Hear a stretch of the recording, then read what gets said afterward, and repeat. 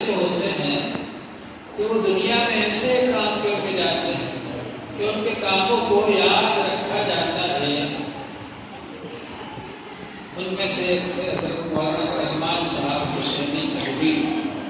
جو کہ امام حسین رضی اللہ عنہ کے خاندان سے تعلق ہے، اصلی سید تھے۔ جیسے بعض لوگ ویسے بھی بن جاتے ہیں نقلی سید، ایسے بہت لوگ جو نقلی سید بنے ہوئے دیکھا کہ سیدوں کی بڑی عزت ہوتی ہے تو سید دیکھنے لگے ہیں کچھ اور سید کی طرح،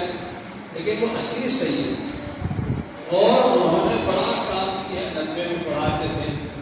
اپنے یہاں ماشاء اللہ، ندوے کے فارغین بھی پڑھاتے ہیں، دیوبند کے فارغین بھی پڑھاتے ہیں۔ ندوے کے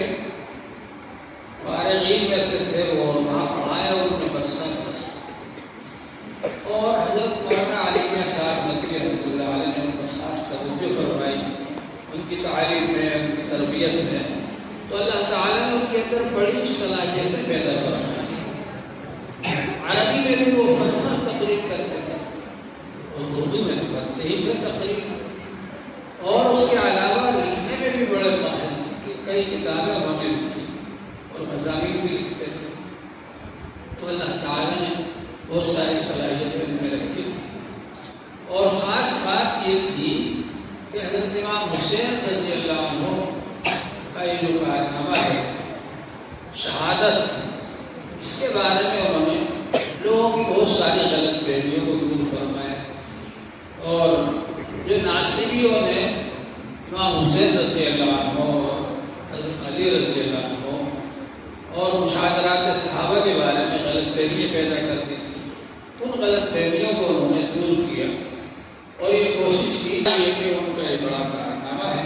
کہ انہوں نے حق کو واضح کیا اور صحیح بات کو واضح کیا۔